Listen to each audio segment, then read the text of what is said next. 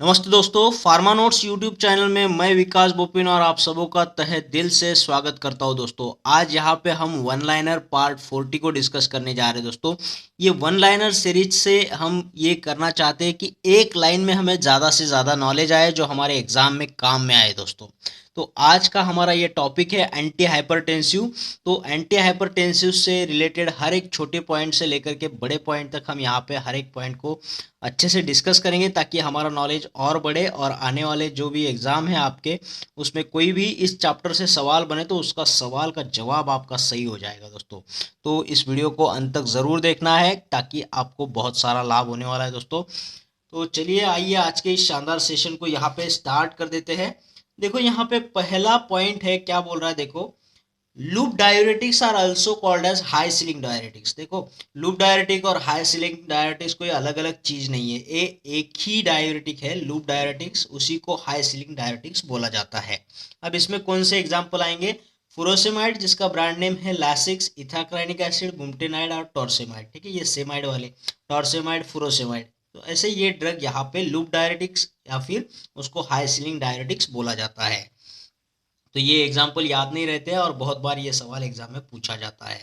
चलो next question, sorry point की तरफ बढ़ेंगे। यहाँ पे नेक्स्ट पॉइंट है यहाँ पे हमारा potassium sparring diuretics. Potassium sparring diuretics जो पोटेशियम को बचा के बाकी सारे मिनरल्स को डायरेटिक्स यानी यूरिन के साथ में बाहर भेज दे, लेकिन पोटेशियम को बाहर नहीं भेजेगा, बॉडी में पोटेशियम को लेवल बना के रखेगा। तो ऐसे पोटेशियम स्पैरिंग डायरेटिक्स के एग्जाम्पल क्या है, स्पाइरोनोलैक्टोन, इप्लेरिनोन, ट्राइमटेरिन और एमिलोराइड। ठीक है, तो ये जो स्पाइरोनोलैक्टोन इप्लेरिनोन है ये इनकी और भी एक कैटेगरी के ये अल्डोस्टेरोन के एंटागोनिस्ट होते हैं। दोस्तों अल्डोस्टेरोन एंटागोनिस्ट में भी यही ड्रग आते हैं और ये पोटेशियम स्पेरिंग डायरेटिक्स भी है। ठीक है, नेक्स्ट यहाँ पे हमारा वन लाइनर है alpha plus beta blocker. Alpha और बीटा दोनों रिसेप्टर को ब्लॉक करने वाले कौन से ड्रग है, तो इसमें आएगा लाबिटालॉल, ये भी अल्फा बीटा ब्लॉकर है, कार्वेडिलॉल, ये भी अल्फा बीटा ब्लॉकर है। दोस्तों ठीक है, नेक्स्ट है यहाँ पे antioxidant and free radical scavenging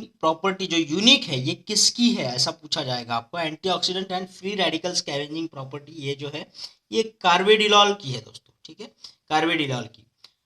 next है यहाँ पे सेंट्रल सिंपैथोलाइटिक्स ड्रग की कैटेगरी, जो यहाँ पे हम जो डिस्कस करें एंटी हाइपरटेंसिव ड्रग है सारे के सारे, तो उसमें ये थोड़ा थोड़ा उनका कैटेगरी है, उसको क्लासिफाई किया गया है। तो बहुत से ड्रग हमको याद नहीं रहते उनका पर्टिकुलरली क्लास कौन सा है, तो यहाँ पे हम फोकस कर रहे हैं उन एग्जाम्पल्स को कि उनकी कैटेगरी कौन सी है और उनका काम क्या है। तो यहाँ पे देखो सेंट्रल सिंपैथोलाइटिक्स कैटेगरी में, सेंट्रल सिंपैथोलाइटिक्स सिंपैथेटिक सिस्टम जो होता है वो नॉरएड्रेनालिन से रिलेटेड होता है दोस्तों, और ये लाइटिक्स है तो उसका यहाँ पे ब्रेकडाउन चल रहा है तो उसका लेवल जो है कम हो जाएगा। तो ये नॉरएड्रेनालिन का लेवल ये कम करते हैं सेंट्रल सिंपैथोलाइटिक। ठीक है, इसमें कौन से एग्जाम्पल आएंगे, क्लोनिडीन आएगा, मिथिल डोपा आएगा। क्लोनिडीन जो है वो अल्फा 2 ए रिसेप्टर का एगोनिस्ट होता है खास करके। ठीक है, अल्फा 2 ए रिसेप्टर का एगोनिस्ट। और मिथिल डोपा जो होता है ना, जैसे डोपा से आगे जाकर के नॉरएड्रेनालिन बनता है, लेकिन ये मिथिल डोपा क्या करता है, उस डोपा को नॉरएड्रेनालिन में कन्वर्ट करने वाला जो एंजाइम है डोपा डीकार्बोक्सिलेज, उसका इस्तेमाल करके खुद ही मिथिल डोपा से मिथिल नॉरएड्रेनालिन बन जाता है, मतलब खुद ब खुद नॉरएड्रेनालिन का लेवल कहीं ना कहीं कम करा देता है। दोस्तों तो ये सेंट्रल सिंपैथोलाइटिक ड्रग में आएंगे क्लोनिडीन एंड मिथिल डोपा। ठीक है, यहाँ पे आप देख सकते हैं ये अल्फा 2 रिसेप्टर पे ये काम करता है क्लोनिडीन। तो यहाँ पे जितना भी नॉरएड्रेनालिन रिलीज हो रहा है तो उसमें से बहुत ज़्यादा नॉरएड्रेनालिन अल्फा 2 रिसेप्टर का एगोनिस्ट होने की वजह से ये वापस अपने घर में जा रहा है ना, नॉरएड्रेनालिन वापस जा रहा है तो नॉरएड्रेनालिन का लेवल जो है वो कम हो रहा है। दोस्तों तो सिंपैथेटिक सिस्टम कहीं ना कहीं लाइटिक हो रही है, ब्रेकडाउन हो रहा है उसका। नेक्स्ट कैटेगरी में आते हैं आर्टरी वासोडाइलेटर। वासोडाइलेटर में भी आर्टरी डायलेटर अलग होंगे और आर्टरी और वेन को डायलेट करने वाले ड्रग अलग होंगे। अब सिर्फ आर्टरी को डायलेट करने की बात आती हो तो हाइड्रोलाजाइन, मिनॉक्सिडिल एंड डायजॉक्साइड ऐसे ड्रग आते हैं ना, इनका नाम सुनते हैं लेकिन कैटेगरी याद नहीं आती है। तो ये वासोडाइलेटर के अंदर आर्टरी को डायलेट करने वाले ड्रग है दोस्तों, HMD, hydralazine, minoxidil and diazoxide. Next वाला यहाँ पे कैटेगरी देखो आर्टरी प्लस वेन दोनों को डायलेट करने वाला जो है सोडियम नाइट्रोप्रोसाइड। दोस्तों ये क्या कर रहा है, दोनों को डायलेट कर रहा है, तो ये प्री लोड भी कम करेगा और साथ में आफ्टर लोड भी कम करने वाला ड्रग है, दोनों को कम कर रहा है। हार्ट का जो काम है pre load and after load वो दोनों को कम कर रहा है। नेक्स्ट कैटेगरी है एस इनिबिटर। एस इनिबिटर्स में कौन से ड्रग आएंगे जिनके सफिक्स में प्रिल लिखा होगा, जैसे कैप्टोप्रिल, इनालाप्रिल, लिसिनोप्रिल जैसे ड्रग। इसका साइड इफेक्ट बहुत इंपॉर्टेंट है दोस्तों, इससे ड्राई परसिस्टेंट कफ होता है जो ब्रैडिकाइनिन का लेवल बढ़ने की वजह से होता है। ठीक है, ब्रैडिकाइनिन भी क्या है, खुद में एक वासोडाइलेटर है दोस्तों। तो ये जो है कफ करता है, इसका साइड इफेक्ट है। एस इनिबिटर अगर आप देते हो तो इसमें परसिस्टेंट ड्राई कफ होगा, पोटेशियम का लेवल बढ़ेगा दोस्तों, हाइपर कैलेमिया होगा और एंजियोइडिमा भी हो सकता है वो सोडियम और वाटर रिटेंशन की वजह से। ठीक है, तो ये सारी चीज़ें आप यहाँ पे याद रख सकते हो। चलो नेक्स्ट पॉइंट की तरफ बढ़ेंगे हम। नेक्स्ट जो कैटेगरी है 81 रिसेप्टर ब्लॉकर। ठीक है, 81 यहाँ पे एंजियोटेंसिन 2 रिसेप्टर ब्लॉकर्स की बात चल रही है, जिसे शॉर्ट में एआरबीज बोलेंगे। और एआरबीज के एग्जाम्पल में आते हैं जिसके सफिक्स में सर्टान लिखा हो दोस्तों। ठीक है, सर्टान, तो सर्टेन अरेबियंस करके इसे याद रखना है, certain Arabians, ARBs angiotensin receptor blockers है ये। तो इसका एग्जाम्पल जो है सर्टान आएगा, जैसे यहाँ पे लो सर्टान लिखा हुआ है। ठीक है, लो सर्टान जैसे ड्रग। नेक्स्ट आएगा इसमें कैटेगरी, देखो एड्रेनर्जिक न्यूरॉन ब्लॉकर, जिसमें रिजरपाइन, गोनेथिडिन जैसे ड्रग आएंगे। और रिजरपाइन का साइड इफेक्ट है दोस्तों सुसाइडल टेंडेंसी। अगर आप प्रेगनेंसी में अगर हाइपरटेंशन हो किसी लेडीज को, तो उस मदर में क्या होगा, मदर सुसाइडल टेंडेंसी आ सकती है, तो रिजरपाइन ऐसे केस में नहीं देते हैं। तो ये एड्रेनर्जिक न्यूरॉन को ही ब्लॉक कर देता है, तो नॉरएड्रेनालिन वैसे ही कम हो जाएगा। नेक्स्ट यहाँ पे है calcium channel blockers. Calcium channel blockers में हमें अलग अलग ये जो कैटेगरीज है इसके क्लासिफिकेशन की वो याद होना बहुत ज़रूरी है दोस्तों। इसमें देखो डायहाइड्रोपिरिडिन्स आता है, जिसे शॉर्ट में डीएचपीज बोला जाता है। तो डायहाइड्रोपिरिडिन्स के अंदर जो एग्जाम्पल आते हैं उनके सफिक्स में डिपिन लिखा हुआ दोस्तों। तो अम्लोडिपिन, निकाडिपिन, निफेडिपिन, निस्लोडिपिन जैसे ड्रग यहाँ पे आते हैं। नेक्स्ट है यहाँ पे phenyl alkyl amine. Phenyl alkyl amine का एग्जाम्पल है वेरापामिल दोस्तों। तो वेरापामिल का साइड इफेक्ट भी याद रखिएगा, यहाँ पे कॉन्स्टिपेशन होता है, उसको टट्टी करने में दिक्कत होती है दोस्तों, है ना, टट्टी होती ही नहीं है, तो कॉन्स्टिपेशन ये वेरापामिल का साइड इफेक्ट है, इसे याद रखिएगा। फिर बेंजोथाइजेपाइंस कैटेगरी आती है कैल्शियम चैनल ब्लॉकर्स के अंदर, जिसका एग्जाम्पल है डिल्टियाजेम। ठीक है, डिल्टियाजेम बेंजोथाइजेपाइन में आता है।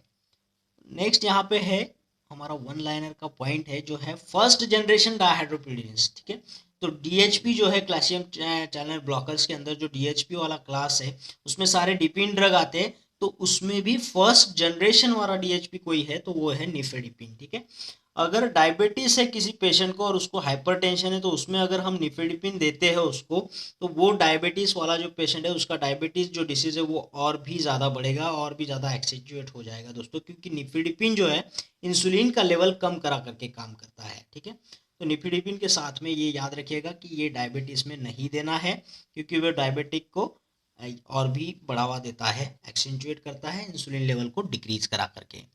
नेक्स्ट है यहाँ पे कैल्शियम चैनल ब्लॉकर्स जो होते हैं दोस्तों, these are the most useful antihypertensive in cyclosporine induced hypertension. Cyclosporine induced hypertension जो है in renal transplant recipient, renal transplant recipient में ये साइक्लोस्पोरिन जो देते हैं, और वो साइक्लोस्पोरिन देने की वजह से अगर हाइपरटेंशन आता है तो उसमें सबसे ज़्यादा कौन से कैटेगरी वाले ड्रग को प्रिफर करते हैं, सीसीबीज, कैल्शियम चैनल ब्लॉकर्स को देना है। नेक्स्ट है सोरेलासिन नाम का ड्रग। ये सोरेलासिन क्या है, ये पेप्टाइड एनालॉग ऑफ एंजियोटेंसिन 2 है। ठीक है, तो एंजियोटेंसिन खुद में क्या करता है, ये एक वासोकॉन्स्ट्रिक्शन है जिससे पेरिफेरल रेजिस्टेंस बढ़ के बीपी बढ़ जाता है दोस्तों। तो ये जो वासोकॉन्स्ट्रिक्शन एक्शन दे रहा है, तो इसका एनालॉग होने की वजह से ये इसकी वासोकॉन्स्ट्रिक्शन एक्शन को रिस्ट्रिक्ट कर जाता है। तो ये सोरेलासिन को याद रखिएगा, ये वासोकॉन्स्ट्रिक्शन को डिक्रीज करेगा, उसको अपोज करेगा, पेरिफेरल रेजिस्टेंस जो है वो डिक्रीज करेगा और बीपी को डिक्रीज करेगा दोस्तों, सोरेलासिन। नेक्स्ट है यहाँ पे एस इनिबिटर की बात चल रही है, जो उसके ड्रग्स के सफिक्स में प्रिल आता है, कैप्टोप्रिल, एनारोप्रिल। ये फर्स्ट चॉइस ऑफ ड्रग है इन ऑल ग्रेड्स, इसेंशियल हो या फिर रेनोवास्कुलर हाइपरटेंशन हो, सब में दिया जाता है, लेकिन एक्सेप्ट बोला है, except in bilateral renal artery stenosis में एस इनिबिटर को नहीं देना है। ठीक है, बायलैटरल रिनाल आर्टरी स्टेनोसिस में एस इनिबिटर को नहीं देना है दोस्तों। चलिए नेक्स्ट हमारे वन लाइनर पॉइंट की तरफ बढ़ेंगे।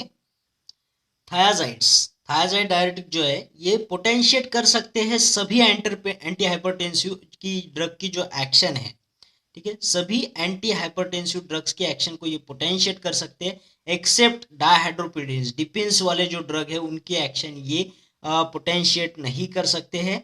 बाकी इसके अलावा डिपिन्स के अलावा, कैल्शियम चैनल में आने वाले डिपिन्स के अलावा ये सभी एंटी हाइपरटेंसिव ड्रग्स की एक्शन को पोटेंशिएट कर सकते हैं, बढ़ावा दे सकते हैं। ठीक है, यहाँ पे मुझे एंटी लिखना पड़ेगा कि ये anti, all other anti hypertensive, सभी जो भी है कैल्शियम चैनल ब्लॉकर हो या फिर एस इनहिबिटर हो, सभी के एक्शन को ये पोटेंशिएट करता है। अलावा अलावा किसके, डीएचपी के, जो कैल्शियम चैनल ब्लॉकर्स के अंदर डीएचपी जो है जिसके सफिक्स में डिपिन्स लिखा हुआ है, अम्लोडिपिन, निपिडिपिन, निकार्डिपिन, निस्लोडिपिन जैसे ड्रग जो है, इनकी एक्शन को ये पोटेंशिएट नहीं कर सकता अगर कॉम्बिनेशन में देंगे तो।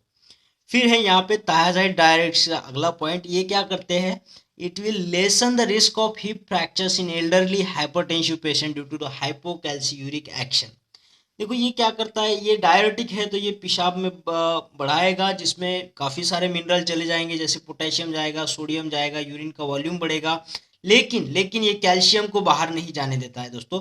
हाइपोकैल्सियूरिक एक्शन है दूसरी इसकी, कि यूरिन में इसका कैल्शियम लेवल बहुत कम जाता है, तो यानी कैल्शियम बॉडी में ही ज़्यादा रहता है, यानी कि ये हाइपर कैल्शियमिया कॉज करता है। तो हाइपर कैल्शियम मतलब शरीर में कैल्शियम है, तो अगर कोई एल्डरली पेशेंट है जिसके हड्डियां कमज़ोर है, उसमें अगर हम थायराइड डायरेटिक्स दे रहे हैं ताकि उसका हाइपरटेंशन कम हो जाए, नॉर्मल हो जाए, तो उसमें ये हिप फ्रैक्चर की रिस्क जो है वो कम हो जाएगी, क्योंकि कैल्शियम यहाँ पे बॉडी में ही रहता है, जो उसके बोन को ताकत देगा, वो उसको हिप फ्रैक्चर को रोकेगा दोस्तों, है ना।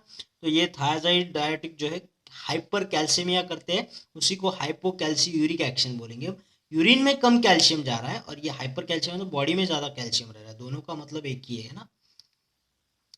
नेक्स्ट है यहाँ पे थायराइड से रिलेटेड पॉइंट है जो हाइपोकैलेमिया करता है दोस्तों। देखो यहाँ पे थायराइड खाया इस बंदे ने तो पोटेशियम उसके पेशाब में जा रहा है, यानी पोटेशियम बाहर जा रहा है, तो बॉडी में पोटेशियम का लेवल कम हो रहा है। तो थायराइड डाययूरेटिक जो है हाइपोकैलेमिया कॉज करते हैं दोस्तों, और पोटेशियम का लेवल कम होने की वजह से कहीं ना कहीं इंसुलिन का फॉर्मेशन में दिक्कत आती है, तो यहाँ पे डायबिटीज हो जाता है, पेशेंट को टॉर्सिड डी पॉइंटिस हो जाता है दोस्तों, अचानक से हार्ट का काम करना बंद गिर जा सकता है, टॉर्सिड डी पॉइंटिस होता है। तो ये डायबिटीज और टॉर्सिड डी पॉइंटिस या हाइपोकैलेमिया के साथ में कंप्लेन होती है थायराइड डायरेटिक्स के लिए। तो इसीलिए थायराइड डायरेटिक्स देने के बाद में पोटेशियम का लेवल कम ना हो, वो बना रहे, इसके लिए इसे पोटेशियम स्पैरिंग डायरेटिक्स के साथ में देना चाहिए, जैसे स्पायरोनोलैक्टोन है, एप्लेरिनोन है, ठीक है, तो उनके साथ में हम इसे दे सकते हैं ताकि पोटेशियम का लेवल बॉडी में बना रहे, ऐसे प्रॉब्लम्स ना हो। नेक्स्ट देखो, थायराइड डायरेटिक्स हो या फिर लूप डायरेटिक हो, ठीक है, थायराइड डायरेटिक्स या लूप डायरेटिक्स दोनों में क्या होता है, यूरिक एसिड का लेवल बढ़ जाता है बॉडी में। तो यूरिक एसिड का लेवल बढ़ जाता है तो हाइपर यूरेसेमिया होगा, और यूरिक एसिड के डिपोजिशन अगर जॉइंट में होता है तो जॉइंट पेन होगा, तो उससे गॉट डिसीज हो सकता है, ठीक है। तो हाइपर यूरेसेमिया, गॉट को ये बुलावा दे सकते हैं थायराइड डायरेटिक्स, लूप डायरेटिक्स का अगर हम ज़्यादा से ज़्यादा इस्तेमाल करें तो। नेक्स्ट पॉइंट है, अगर बीटा ब्लॉकर किसी पेशेंट को चालू है और उसने एकदम से इसे बंद कर दिया, sudden discontinuation of beta blocker, तो उसको रिबाउंड हाइपरटेंशन होगा, क्योंकि गोली बंद करी है तो उसको फिर से हाइपरटेंशन का प्रॉब्लम आ जाएगा, रिबाउंड हाइपरटेंशन होगा। फिर यहाँ पे अल्फा 1 ब्लॉकर की बात करेंगे, जिसमें झोसिन वाले ड्रग आएंगे, झोसिन, प्राजोसिन, डोक्साजोसिन जैसे। तो ये प्राजोसिन वाला ड्रग है यहाँ पे, तो ये अल्फा 1 ब्लॉकर के साथ में फर्स्ट डोज सिंकोप या फिर फर्स्ट डोज इफेक्ट होता है दोस्तों। इसका साइड इफेक्ट क्या है, इसमें पोस्चुरल हाइपोटेंशन, फेंटिंग आता है, ठीक है। तो याद रखिएगा, इसे कैसे याद रखोगे, प्राजोसिन को हम प्रेज बोलेंगे, फेंटिंग को हम पेंटिंग बोलेंगे। तो ऑलवेज हमें प्रेज करनी चाहिए किसी भी पेंटिंग की, है ना, प्रेज करनी है पेंटिंग की। तो याद रखिएगा, प्राजोसिन के साथ में फेंटिंग होता है, फर्स्ट डोज सिंकोप में फेंटिंग होता है, ये याद रखना है। और प्राजोसिन के साथ में यहाँ पे साइड इफेक्ट देखो, अल्फा 1 ब्लॉकर के साथ में रिफ्लेक्स टैकिकार्डिया होगा, तो टैकिकार्डिया रिफ्लेक्स हो रहा है, तो टैकिकार्डिया को रोकने के लिए हमें इसके साथ में बीटा ब्लॉकर देना जरूरी है, ठीक है, तो टैकिकार्डिया को वो कम करेगा। नेक्स्ट पॉइंट है यहाँ पे नॉन सेलेक्टिव अल्फा ब्लॉकर, ठीक है, ये तो अल्फा 1 का ब्लॉकर था स्पेशली, अब नॉन सेलेक्टिव अल्फा ब्लॉकर की बात करेंगे, ताकि उसकी एक्शन जो है अल्फा 1 अल्फा 2 दोनों जगह मिलती है। तो यहाँ पे देखिए, इसके एग्जाम्पल जो है फेंटोलामाइन, फेनॉक्सीबेंजामाइन जैसे ड्रग यहाँ पे आ रहे हैं, तो इसका इस्तेमाल बहुत अच्छा है दोस्तों, ये ट्रीटमेंट में काम आते हैं, फियोक्रोमोसाइटोमा में, चीज रिएक्शन में, क्लोनिडिन के विड्रॉल केसेस में। इन ऑल केसेस में क्या होता है, नॉरएड्रेनालिन या फिर कैटेकोलामाइंस का लेवल बढ़ जाता है, और ये नॉन सेलेक्टिव अल्फा ब्लॉकर जो है, खास करके फेंटोलामाइन को याद रखिएगा, ये इन ऑल कंडीशंस में इनके एक्शन को ब्लॉक कर देता है। नॉरएड्रेनालिन जो बड़े हुए कैटेकोलामाइंस है उनके एक्शन को ब्लॉक करने में हेल्प करता है। तो फियोक्रोमोसाइटोमा चीज रिएक्शन या फिर क्लोनिडीन विड्रॉल में नॉन सेलेक्टिव अल्फा ब्लॉकर से फेंटोलामाइन ड्रग को याद रखिएगा, फिनॉक्सीबेंजामाइन, फेंटोलामाइन, ये ड्रग यहाँ पे काम करते हैं, ये ड्रग ऑफ चॉइस है दोस्तों इसके लिए। ठीक है, चलिए नेक्स्ट वन लाइनर की तरफ बढ़ेंगे। तो देखिए यहाँ पे क्लोनिडीन सप्रेशन टेस्ट किसके लिए होती है, तो ये फियोक्रोमोसाइटोमा को पहचानने के लिए होती है दोस्तों, क्लोनिडीन सप्रेशन टेस्ट। इसको सप्रेशन क्यों बोला है, तो क्लोनिडीन जो है सप्रेस करता है नॉरएड्रेनालिन के लेवल को। ठीक है, तो वो लेवल जो है फियोक्रोमोसाइटोमा में कम नहीं हो सकती है क्लोनिडीन द्वारा, तो इसीलिए क्लोनिडीन सप्रेशन टेस्ट जो है वो फियोक्रोमोसाइटोमा के लिए। दोस्तों अभी हमने देखा कि फियोक्रोमोसाइटोमा के लिए, चीज रिएक्शन के लिए या फिर क्लोनिडीन विथड्रॉल के लिए अगर कोई ड्रग ऑफ चॉइस है तो वो है फेंटोलामाइन जो है नॉन सेलेक्टिव अल्फा ब्लॉकर दोस्तों। ठीक है, तो यहाँ पे देखो अगर किसी बंदे में नॉरएड्रेनालिन का लेवल बढ़ा हुआ है और फियोक्रोमोसाइटोमा जिसमें ऑलरेडी ऑल कैटेकोलामाइंस का लेवल बढ़ा हुआ होता है, तो यहाँ पे भी ये लेवल बढ़ा हुआ है फियोक्रोमोसाइटोमा की वजह से। अब हम इन दोनों पेशेंट को क्लोनिडीन का डोज देंगे, इसको भी क्लोनिडीन का डोज देंगे, इसको भी क्लोनिडीन का डोज देंगे। तो यहाँ पे देखो क्या हो रहा है, क्लोनिडीन देने की वजह से, ये सेंट्रल सिंपैथोलाइटिक ड्रग है जो क्लोनिडीन का अल्फा 2A का एगोनिस्ट होने की वजह से अंदर और वापस ले जाता है और नॉरएड्रेनालिन का लेवल जो बढ़ा हुआ है उसे कम कर देता है, सप्रेस कर देता है, डिप्रेस कर देता है, उसको नीचे कर देता है दोस्तों। ठीक है, तो ये क्लोनिडीन ने सप्रेस कर दिया है इसको, लेकिन जिसको फियोक्रोमोसाइटोमा है जिसके अंदर यहाँ पे नॉरएड्रेनालिन का लेवल बढ़ा हुआ है, तो वो उसका लेवल कम नहीं करा सकता, क्लोनिडीन उस वक्त काम नहीं कर सकता, फियोक्रोमोसाइटोमा के अंदर ये बड़े हुए नॉरएड्रेनालिन का लेवल को डिक्रीज नहीं करा सकता दोस्तों, नॉट डिक्रीज्ड। ठीक है, तो क्लोनिडीन देकर के हम पहचान सकते हैं कि वो फियोक्रोमोसाइटोमा है या नहीं है। अगर क्लोनिडीन देने से कम हुआ तो वो फियोक्रोमोसाइटोमा नहीं है, और अगर वो कम नहीं हुआ तो वो फियोक्रोमोसाइटोमा है। ठीक है, कम हो जाता है तो नहीं है, और बढ़ जाता नहीं कम हो जाता है तो वो फियोक्रोमोसाइटोमा होता है। चलो यहाँ पे नेक्स्ट पॉइंट को देखेंगे, वन लाइनर हमारा जो है क्लोनिडीन जो है इसका इस्तेमाल कहाँ होता है, use to control the loose motion due to the diabetic neuropathy. और ये डायबिटिक न्यूरोपैथी में लूज मोशन को कंट्रोल करने का जो मैकेनिज्म है दोस्तों वो क्या है, by salt absorption in gut mucosa, gut mucosa के अंदर साल्ट का एब्सॉर्प्शन होता है और उससे ये क्लोनिडीन जो है डायबिटिक न्यूरोपैथी की वजह से होने वाली लूज मोशन को कंट्रोल करता है। तो ये कैसे याद कैसे रखोगे, देखो डायबिटिक न्यूरोपैथी को हमने बोला दियाबेटिको नैरो, तो दियाबेटिको नैरो लूज मोशन हो रहे हैं, तो इसके अंदर हम क्या करेंगे, तो दियाबेटी ने अपना डिनर क्लोज कर दिया, क्लोज डिनर मतलब क्लोनिडीन, तो क्लोनिडीन ने क्या किया, इसका लूज मोशन जो है डायबिटिक की वजह से जो हो रहा था न्यूरोपैथी की वजह से, उसे कंट्रोल कर दिया क्लोज डिनर से यानी क्लोनिडीन से। नेक्स्ट यहाँ पे है point clonidine withdrawal. Clonidine withdrawal की कंडीशन क्या होती है, तो ये फियोक्रोमोसाइटोमा की तरह ही होती है, जैसे आपने क्लोनिडीन दे रहे हो पेशेंट को तो उसका नॉरएड्रेनालिन का लेवल कम हो जाएगा। अब उसको क्लोनिडीन दे रहे हो और एकदम से उसका क्लोनिडीन बंद कर दिया आपने, तो क्या होगा, उसका नॉरएड्रेनालिन का लेवल जो है बढ़ता रहेगा, क्योंकि अल्फा 2A का एगोनिस्ट है तो अंदर जाने का जो रास्ता था वो बंद हो चुका है, तो यहाँ पे नॉरएड्रेनालिन का लेवल बढ़ते जाएगा। तो जब कैटेकोलामाइंस बढ़ते हैं तो वो कंडीशन होती है फियोक्रोमोसाइटोमा की। ठीक है, तो सिमिलर टू फियोक्रोमोसाइटोमा जैसे यहाँ पे सिम्टम्स हमें देखने लगते हैं, एकदम से टैकीकार्डिया हो जाएगा, उसको स्वेटिंग वगैरह हो जाएगा, नॉजिया हो जाएगा, तो इस तरीके से यहाँ पे कंडीशन बन जाती है फियोक्रोमोसाइटोमा की तरह।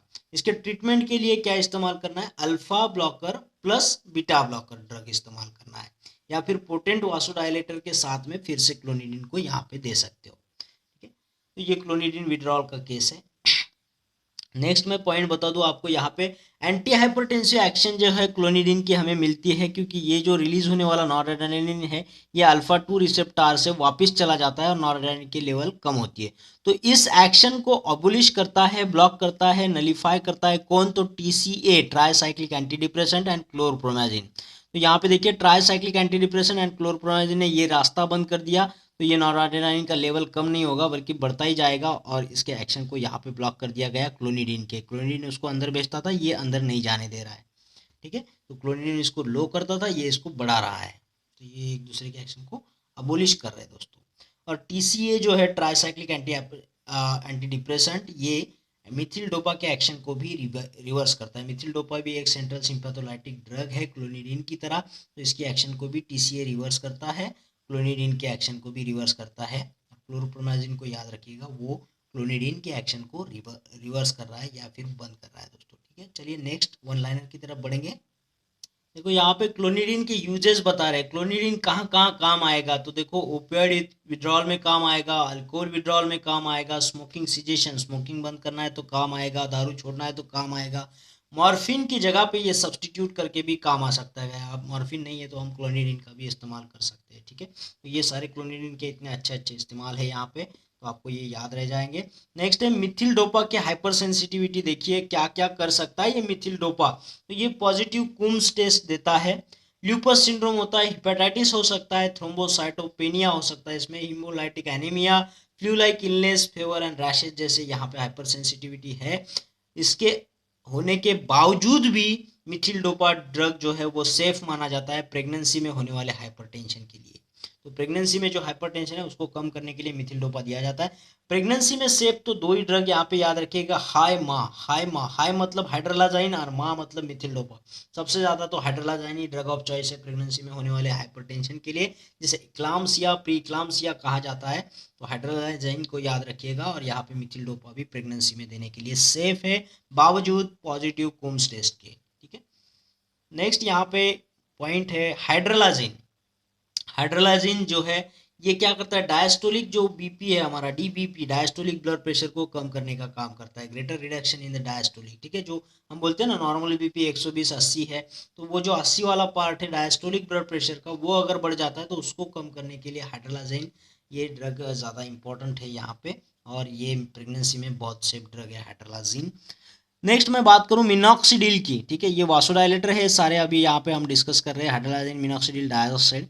तो ये मिनॉक्सिडिल की बात करेंगे, ये खुद में तो एक प्रोड्रग है जो एक्टिव होने के लिए अपने सल्फेट कॉन्जुगेट में कन्वर्ट हो जाता है, सल्फेट। ठीक है, तो ये कैसे याद रखोगे, देखो मिनॉक्सी यानी मिनॉक्सिडिल और वो सेल्फिश है यानी सल्फेट में वो कॉन्जुगेट करके एक्टिव बन जाती है।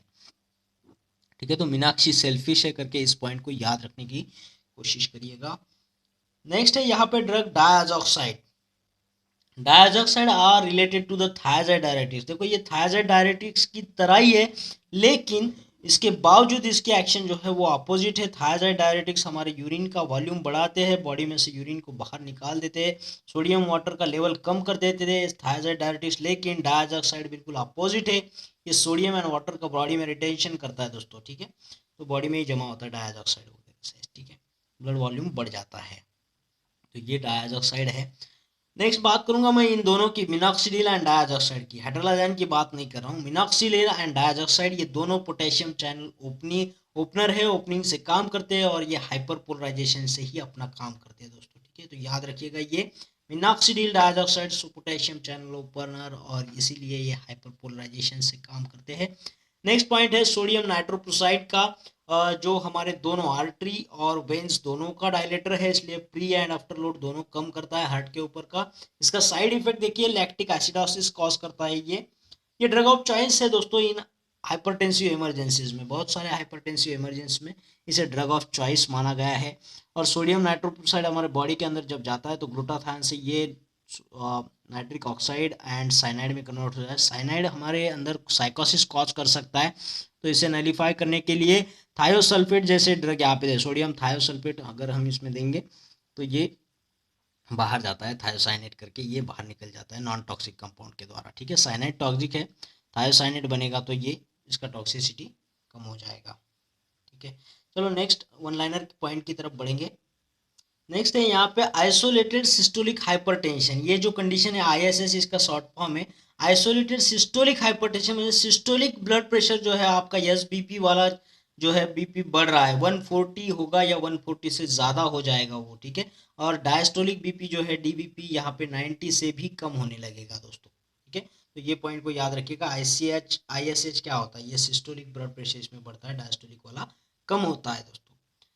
यहाँ पे देखिए कुछ ड्रग है जो रेनिन के लेवल को बढ़ा करके काम करते हैं, कुछ ड्रग जो है रेनिन को डिक्रीज करा करके काम करते हैं। इसको आसानी से याद रखिएगा, जो भी सिंपैथेटिक इनहिबिटर्स हैं मतलब नॉरएड्रेनालिन के कहीं ना कहीं रोक रहे हैं, जैसे क्लोनिडीन है, मिथिलडोपा है, फिर बीटा ब्लॉकर्स है, तो ये रेनिन के एक्शन को डिक्रीज करते हैं। और रेनिन को बढ़ाने वाले कौन है, diuretics, calcium channel blocker, vasodilator, ACE inhibitor जैसे ड्रग रेनिन के एक्शन को बढ़ा देते हैं दोस्तों। ठीक है, जो हमने RAAS आपको पता है ना, जैसे रेनिन है, रेनिन का लेवल बढ़ा तो ए से एंजियोटेंसिन 2 का लेवल बढ़ेगा, फिर दूसरा वाला ए से अल्डोस्टेरोन का लेवल बढ़ेगा, फिर अल्डोस्टेरोन का बढ़ेगा तो सोडियम एंड वाटर रिटेंशन होगा, उससे ब्लड वॉल्यूम बढ़ेगा, बीपी बढ़ेगा, है ना। तो ये बारे वो जो रेनिन का जो एक्शन है वो बढ़ाता है यहाँ पे। लेकिन कैल्शियम चैनल इसके इंडिपेंडेंटली काम करता है, रेनिन का लेवल यहाँ भले ही बढ़ रहा हो लेकिन इसका और इसका जो मैकेनिज्म ऑफ एक्शन है वो इंडिपेंडेंट ऑफ रेनिन लेवल है, कैल्शियम चैनल ब्लॉकर्स। नेक्स्ट है यहाँ पे कंडीशन इक्लाम्सिया। इक्लाम्सिया मैंने अभी आपको बोला था ये प्रेगनेंसी में होने वाला हाइपरटेंशन है दोस्तों, ठीक है। तो ये प्रेगनेंसी में होने वाला हाइपरटेंशन, इसे आप टॉक्सेमिया ऑफ प्रेगनेंसी बोल सकते हैं, टॉक्सेमिक हाइपरटेंशन बोल सकते हैं। ये एक कंडीशन होती है जिसमें हाइपर एड्रेनर्जिक स्टेट आती है दोस्तों, बहुत ज़्यादा नॉरएड्रेनालिन का लेवल बढ़ जाता है इक्लाम्सिया में। तो इसके अंदर जो ड्रग ऑफ चॉइस है हमारा हाइड्रोलाजीन दे सकते हैं हम, ठीक है। दूसरा हमारा सेकंड चॉइस रहेगा मिथिल डोपा भी दे सकते हैं। तो हाइड्रोलाजीन ये प्रेगनेंसी में होने वाला हाइपरटेंशन है जिसके लिए ड्रग ऑफ चॉइस हाइड्रोलाजीन है। और सेफ ड्रग इन प्रेगनेंसी दो ही है, high and Mithil dopa, Haima है ना, hydralazine and Mithil dopa. Next यहाँ पे हम बात करेंगे एआरबीज की, ठीक है, अरेबियन सर्टन अरेबियंस। तो इसमें सर्टान ड्रग आते हैं जैसे लोसर्टान वगैरह हमने बोला था आपको। तो एंजियोटेंसिन रिसेप्टर ब्लॉकर्स ये क्या करते हैं, decreases the nephrotoxicity in diabetics. जो भी डायबिटिक्स पेशेंट है जिसको बीपी बढ़ा हुआ है और इसमें जो नेफ्रोटॉक्सिसिटी का प्रॉब्लम आता है उसको ये डिक्रीज करता है, इसीलिए ये बहुत अट्रैक्टिव ड्रग्स है हाइपरटेंसिव डायबिटिक्स पेशेंट के अंदर, ठीक है। जो जिस किसी पेशेंट को डायबिटीज़ भी है, हाइपरटेंशन भी है और उसका हाइपरटेंशन हमें ट्रीट करना है तो एआरबी जैसे ड्रग को हम यहाँ पे उठा सकते हैं दोस्तों, ठीक है। सर्टान जिसके आखिरी में आता है, सर्टन अरेबियन है ना। फिर है यहाँ पे सेलेक्टिव रेनिन इनहिबिटर। देखो रेनिन का लेवल बढ़ा है तो हमने बोला था एंजियोटेंसिन 2 बढ़ेगा, फिर अल्डोस्टेरोन बढ़ेगा, उसकी वजह से आगे जा करके सोडियम वाटर रिटेंशन होगा तो ब्लड वॉल्यूम बढ़ेगा, बीपी बढ़ेगा। तो इसका इनहिबिटर देना बहुत ज़रूरी है। रेनिन का इनहिबिटर है एलिस्किरेन। इसके आखिरी में देखो रेन दिख रहा है आपको, रेन दिख रहा है तो इसको रेनिन को इनहिबिटर करिएगा दोस्तों, ठीक है। एलिस्किरेन का यहाँ पे साइड इफेक्ट है, अगर क्रोनिक मतलब इसके आप कंटिन्यू यूज़ करते हो हायर डोसेस में तो इसका साइड इफेक्ट आपको देखने मिलेगा, डायरिया होता है दोस्तों, ठीक है। रेन है ना आखिरी में तो डायरिया होता है, इससे कफ भी होता है, एंजियोइडेमा भी होता है ना। तो रेन से आप ये याद रख सकते हो, कफ को भी ऐसे याद रख लेना, ठीक है। नेक्स्ट है यहाँ पे वल्सार्टन, जो एआरबी टाइप का ड्रग है, सर्टान आ रहा है ना आखिरी में। तो एआरबीज में वल्सार्टन को अगर एलिस्क्रिन के साथ में देते हो तो पोटेशियम का लेवल बढ़ जाता है दोस्तों, है ना, हाइपर कैलेमिया होगा इससे। ये दो कॉम्बिनेशन में दोगे तो हाइपर कैलेमिया होगा। नेक्स्ट पॉइंट मैं यहाँ पे बोलूँ आपको, कैल्शियम चैनल ब्लॉकर्स की एक यहाँ पे एक्शन है जो है इंट्रिंसिक नाइट्रियूरेटिक इफेक्ट, ठीक है। ये अपने आप में ही ये एक्शन दिखाता है नाइट्रियूरेटिक इफेक्ट का, मतलब साल्ट लेवल जो है इसमें अपने आप कम होता है इसके खुद के एक्शन की वजह से, इंट्रिंसिक नाइट्रियूरेटिक इफेक्ट। तो इसके लिए इसको किसी भी डाययूरेटिक साथ में देने की कोई ज़रूरत नहीं है सीसीबीज को, क्योंकि ये खुद भी अपना नाइट्रियूरेटिक इफेक्ट दिखा रहा है सीसीबी के साथ में, याद रखिएगा। नेक्स्ट मैं पॉइंट बोलूँ टैमसोलुसिन, ये की एक अल्फा 1 ब्लॉकर ड्रग है लेकिन इसकी ग्रेटर सेलेक्टिविटी जो है प्रोस्टेट मसल के साथ में दिखाई है दोस्तों, ठीक है। तो इसीलिए ये ट्रीटमेंट में काम आता है प्रोस्टेट हाइपरप्लासिया के, प्रोस्टेट हाइपरप्लासिया के। तो इसके लिए एक ट्रिक मैं आपको याद रखने के लिए बोल दूं, देखो एक प्रो स्टेटमेंट हम हमेशा इस्तेमाल करते हैं, तमसो माँ ज्योतिर्गमय, तमसो माँ ज्योतिर्गमय, ये हमारा प्रो स्टेटमेंट है। तो तमसो, तमसो यानी टैमसोलूसिन और प्रो स्टेटमेंट यानी प्रोस्टेट, तो प्रोस्टेट हाइपरप्लासिया के लिए से आप रिजर्व रखिएगा दोस्तों। ये अल्फा 1 का ब्लॉकर है टैमसोलूसिन, तमसो माँ ज्योतिर्गमय, ये हमारे प्रो स्टेटमेंट है दोस्तों, पहला स्टेटमेंट है, ठीक है। चलिए अगले वन लाइनर पॉइंट की तरफ बढ़ेंगे। तो यहाँ पे हाइड्रोलाइजाइन के बारे में देखो, इसका साइड इफेक्ट है दोस्तों ल्यूपस इरिथ्रोमैटस या फिर रूमेटाइड आर्थराइटिस, ठीक है। तो ल्यूपस सिंड्रोम भी होते हैं इसमें, रूमेटाइड आर्थराइटिस भी होता है और ये कॉमनली वुमेन एंड स्लो एसिटाइलेटर्स में दिखे जाते हैं दोस्तों। हाइड्रोलाइजिन जो है बाइमोडल है, ये स्लो एसिटाइलेटर भी से भी मेटाबोलाइज होता है, फास्ट एसिटाइलेटर से भी मेटाबोलाइज होता है, लेकिन स्लो एसिटाइलेटर्स जिन पेशेंट में होगा तो उनमें ये लूपस सिंड्रोम ज़्यादा से ज़्यादा देखने मिलते हैं, रूमेटॉइड आर्थराइटिस ज़्यादा से ज़्यादा देखने, क्योंकि वहाँ पे बायोअवेलेबिलिटी ज़्यादा होती है दोस्तों, ठीक है। तो ये पॉइंट याद रखिएगा, स्लो एसिटाइलेटर्स के अंदर ये ज़्यादा देखने मिलता है हाइड्रोलाइजाइन के साइड इफेक्ट में, ल्यूपस एरिथ्रोमैटस, रूमेटॉइड आर्थराइटिस और वुमेन में भी। नेक्स्ट यहाँ पे पॉइंट है फिनॉल डोपाम का, फिनॉल डोपाम के अंदर डोपा आ रहा है तो ये पेरिफेरल डोपामाइन 1 का एगोनिस्ट है दोस्तों, ठीक है। फिनाल्डोपाम डोपा का एगोनिस्ट, डोपा 1 का एगोनिस्ट है, पेरिफेरल वाले। तो ये ट्रीटमेंट में काम आएगा हाइपरटेंशन विद रिनल इनसफिशिएंसी। किसी को रिनल सिस्टम से प्रॉब्लम है, किडनी वाले से प्रॉब्लम है, तो उन केसेस में हमें हाइपरटेंशन को रिलीफ पाने के लिए फिनाल्डोपाम का इस्तेमाल करते हैं। लेकिन याद रखिएगा इसका एक कॉन्ट्राइंडिकेशन है, अगर उस पेशेंट को ग्लाकोमा की तकलीफ है तो आप उसमें नहीं दे सकते हो, ठीक है। ग्लाकोमा में फिनाल्डोपाम नहीं चलेगा। नेक्स्ट यहाँ पे इंपॉर्टेंट पॉइंट है जो है एंडोथेलिन से रिलेटेड। देखो एंडोथेलिन 1 जो है ये खुद में एक वासोकॉन्स्ट्रिक्टर है, जिससे पेरिफेरल रेजिस्टेंस बढ़ेगा, जिससे बीपी बढ़ेगा दोस्तों, है ना। तो ये एक 21 अमाइनो एसिड पेप्टाइड है दोस्तों। एंडोथेलिन 1 21 अमाइनो एसिड का पेप्टाइड है, और इसके इनिबिट हो जाने से, इसके एक्शन को अगर हम इनिबिट करेंगे एंडोथेलिन रिसेप्टर एंटागोनिस्ट से, तो ये वासोकॉन्स्ट्रिक्शन रुक जाएगा, तो बीपी कम हो जाएगा दोस्तों, क्योंकि पेरिफेरल रेजिस्टेंस यहाँ पे कम हो जाएगा। तो एंडोथिलिन रिसेप्टर के एंटागोनिस्ट कौन है वो हमें पता होना चाहिए, जिसके सफिक्स में सेंटान आने आता हो, ठीक है, सेंटान। तो सेंटान किस में आता है, एमरीसेंटान है, यहाँ पे बोसेंटान है। तो ये देखिए ET1 एंडोथेलियम ए को इनिबिट कर रहा है, ये एंडोथेलियम ए एंडोथेलियम बी को यहाँ पे इनिबिट कर रहा है, बोसेंटान, है ना। बोसेंटान दोनों को करता है। तो इसका साइड इफेक्ट जो है लीवर टॉक्सिसिटी है। नेक्स्ट सिटाक्सेंटान भी है, इसकी टॉक्सिसिटी भी लीवर टॉक्सिसिटी होती है, लेकिन बोसेंटान से कम है। तो ये जो ड्रग है सेंटान वाले, ये हम कौन से हाइपरटेंशन में काम आते हैं, ये पल्मोनरी आर्टेरियल हाइपरटेंशन, ठीक है, लंग से जो अस्थमा वगैरह होता है, तो उस केसेस में जो PAH पल्मोनरी आर्टेरियल हाइपरटेंशन जो आ रहा है, उस केसेस में हम ये एंडोथेलिन 1 के एंटागोनिस्ट के इस्तेमाल कर सकते हैं, जिसमें संतान आता है। तो इसको हम कैसे याद रखेंगे दोस्तों, देखो एंडोथेलिन, एंडोथेलिन को अगर हम ऐसे बोले एंड ऑफ द लाइफ, है ना, तो एंड ऑफ द लाइफ को यहाँ पे अगर ब्लॉक करने वाले ड्रग लाए एंडोथेलिन को, तो अगर ये एंड ऑफ द लाइफ को हम ब्लॉक करेंगे तो उस आदमी को संतान होगी, और वो संतान जो है उसको पा बोलेगी, है ना, पप्पा को पा बोलेगी, तो उसको पा बोलेगी, PAH पल्मोनरी आर्टेरियल हाइपरटेंशन। पा संतान तो उसके सफिक्स में आ रहा है, बोसंतान, आबरी संतान, फिर सिटाक्सेंटान जैसे ड्रग, ठीक है। तो एंड ऑफ लाइफ को एंडोथेलिन से याद रखो, तो ये ट्रिक आपको काम में आएगा इन ड्रग को याद रखने के लिए। नेक्स्ट मैं आपको बोलूँ दोस्तों, बीटा ब्लॉकर। बीटा ब्लॉकर जो है वो हमारे सेक्सुअल परफॉर्मेंस के साथ में इंटरफेयर करता है, तो और ये एक्सरसाइज टॉलरेंस भी देता है। जैसे आप टेनिस के कितने राउंड खेलते हो, अगर बीटा ब्लॉकर लेने वाला पेशेंट टेनिस के उतने राउंड नहीं खेल सकता है, ठीक है। तो मान लो पहले 10-10 राउंड खेलता था, लेकिन अब बीटा ब्लॉकर थेरापी उसको चालू है, तो वो 10 राउंड नहीं 2-3 राउंड खेल के ही उसको टॉलरेंस आ जाएगा, वो बोलेगा मैं नहीं खेलूंगा, ठीक है। तो ये ऐसे पॉइंट भी आपको एग्जाम में पूछे जा सकते हैं केस स्टडीज़ के अंदर। बोलेगा किसी पेशेंट का अगर टेनिस का इतना राउंड खेलने का स्टेमिना कम हो गया है, तो वो कौन से ड्रग दे रहे हैं उसको बीपी कम करने के लिए, तो बीटा ब्लॉकर दे रहे हैं दोस्तों, ठीक है। तो ऐसे पॉइंट्स को याद रख के आप कोई भी एग्जाम में आसानी से सारे क्वेश्चंस को सॉल्व कर सकते हो दोस्तों। और हाँ, ये PDF हम अभी जारी करेंगे हमारे टेलीग्राम प्राइवेट ग्रुप के ऊपर। तो ये जो टेलीग्राम की प्राइवेट हमारी PDF मेंबरशिप है फार्मा नोट्स की, तो इसे आप लोगों ने आज ही ज्वाइन करना है बाय कंट्रीब्यूटिंग ओनली 999 रुपीज़ दोस्तों। ये कंट्रीब्यूशन आप कर सकते हो कोई भी ऑनलाइन ट्रांजेक्शन ऐप का इस्तेमाल करके, जैसे फ़ोनपे, गूगल पे या फिर पेटीएम से। इसके लिए हमारा मोबाइल नंबर नोट कर लीजिएगा 8087339648 पर। तो जैसे ही आपका कंट्रीब्यूशन हो जाएगा, आपको वहाँ पे ऐड किया जाएगा, आपको सारा नोट्स एक्सेस हो जाएगा वहाँ से, जो आपके प्रिपरेशन में आपको काफ़ी हद तक हेल्पफुल रहेगा दोस्तों। और कोई भी क्वेरी हो तो आप हमें इसी नंबर पर व्हाट्सअप भी कर सकते हैं। तो आशा करता हूँ आपको ये सेशन अच्छा लगा होगा, पसंद आया होगा, और अगर ऐसा हुआ है तो इस वीडियो को लाइक करिए, शेयर करिए, और कमेंट बॉक्स में कमेंट ज़रूर करिएगा दोस्तों। और हाँ, उन लोगों से मेरी दरखास्त है, गुजारिश है, जिन लोगों ने चैनल को अभी तक सब्सक्राइब नहीं किया है, चैनल को सब्सक्राइब कर दीजिएगा, और उसके बाद आने वाले बेल आइकन को ज़रूर क्लिक करिएगा दोस्तों। इससे होता क्या है कि आने वाले हर एक वीडियो का नोटिफिकेशन आपको मिलते रहेगा, और आपको यूं ही लाभ होता रहेगा दोस्तों। तो फिर मिलते हैं एक और बेहतरीन वीडियो के साथ में, तब तक के लिए थैंक यू।